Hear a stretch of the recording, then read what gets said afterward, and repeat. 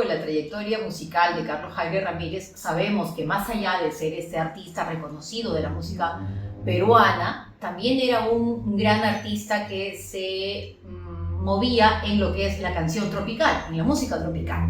Con este grupo de gente que hacía música tropical, viaja a finales de la década del 40 a Centroamérica.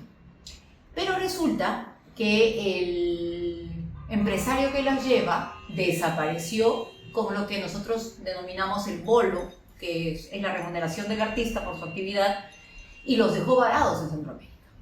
Al no poder volver Carlos, Manuel se quedó, entre comillas, sin musicalizador. Pero mira qué ocurre aquí.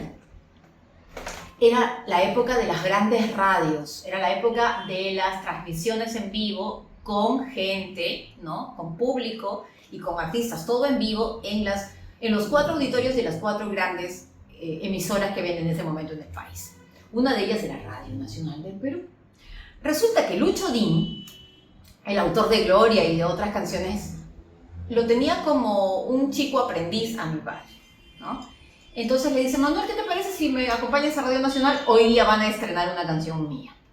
Entonces Manuel fue con el señor Lucho Din de Barrios Altos a Radio Nacional, al auditorio de Radio Nacional, César Negreiros Pascua, y se da la canción, ¿no? Filomeno Ormeño en el piano, Pablo Casas en la guitarra, Nicolás Wetzel en el laúd, o sea, musicazos, ¿no? Alcides Carreño en la guitarra también, en fin. Y cantan la canción, bueno, a las palmas del respetable, termina el programa, salen, suben a un taxi a ir a la Buena Muerte de Barrios Altos, al restaurante de la Buena Muerte. Y en el carro, Lucho Din le pregunta a Manuel Agosto Ojeda, súper joven él, y le dice: ¿y Manuel, qué te ha parecido mi canción? Y en la honestidad total de aquella época y la juventud también, esta forma impetuosa que uno tiene de hablar, le dice: sí, pero yo le hubiera cambiado esto, no me gustó, porque siempre hay un comparativo con las obras que ya conocía de Lucho Din, ¿no? Y Lucho Din voltea hacia atrás del carro y le dice: al menos la letra y la música son mías. Y eso para Manuel fue un reto, porque lo decía perfectamente, porque hasta ese momento todas las obras que Manuel había hecho habían sido en conjunto, en coautoría con su compadre Carlos Jaime.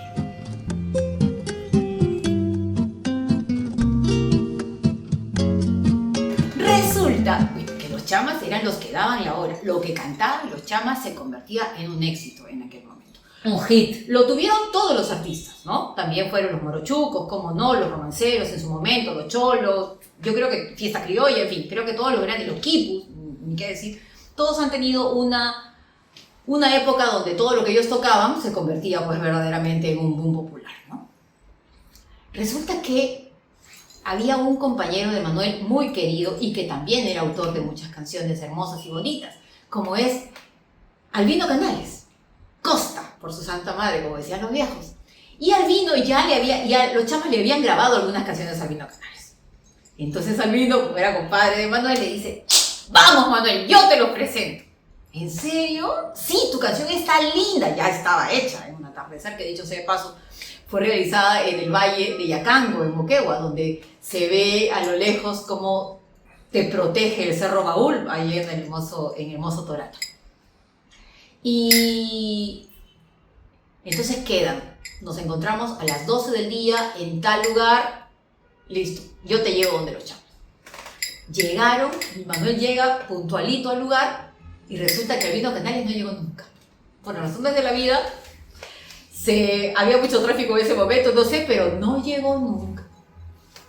Bueno, no se perdió nada, se intentó, Manuel siguió su camino, entró a un lugar para tomar un café, para almorzar, y allí estaba el periodista Elías Roca, que también dramaturgo, también muy conocedor de las artes, y le dice: Manuelito, ¿cómo está, maestro? ¿Qué tal? ¡Qué gusto!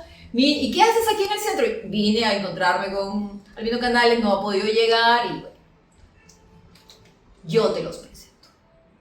Así que Manuel sale de ese restaurante con Elías Roca y se van hasta la casa de los chamas, y es ahí donde Manuel los conoce, cantan la canción, a los chamas les encantó y al poco tiempo lo grabaron.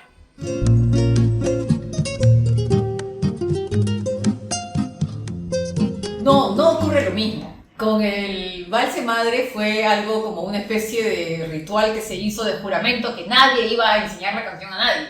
Ya Manuel se la había enseñado a los chamos y así quedaba. En el caso de Mundo Atardecer, no. En Mundo Atardecer ya se había estrenado. Se estrenó en vivo y en directo en Radio Nacional del Perú. Filomeno Ormeño en el piano mayor, Lucho de la Cuba en el siguiente piano, estaba Nicolás Wetzel en el laúd, estaba Pablo Casaspadilla en una de las guitarras y Alcides Carreño en la siguiente guitarra. Las voces de Norma Wetzel y de Berta Campos. A dúo, pero como contaba el maestro Manuel Acosta Ojeda, que cuando él propone la canción se la canta primero a Berta y a Norma, y son ellas las que le dicen a Filomeno que escuchar esta nueva canción de este nuevo autor. Entonces el maestro Filomeno abre el piano de media cola de Radio Nacional y le dice tu tono y prum, plan, y cuando Manuel empieza la canción en el inicio no hay problema, pero en la segunda parte cambia la armonía y Filo cierra el piano así molesto y le dice ¿acaso tú no eres peruano? ¿Por qué? Porque ya él iba cambiando, ¿no? Manuel iba cambiando, para visión de los mayores era como tergiversando la melodía de los temas, ¿no? O sea, la forma que tenían ellos de poder expresar su valse. Pero ya lo convencieron al maestro y se estrena esa noche, ese sábado de mediados de la década del 50, de 1900, se estrena ese tema en las voces de Berta Campos y de Norma Wetzel, que hacen un dúo bellísimo, ¿no? Con el piano de Filo, como repito. Pero ahí hay otra cosa curiosa que sería ya el cierre de este tema.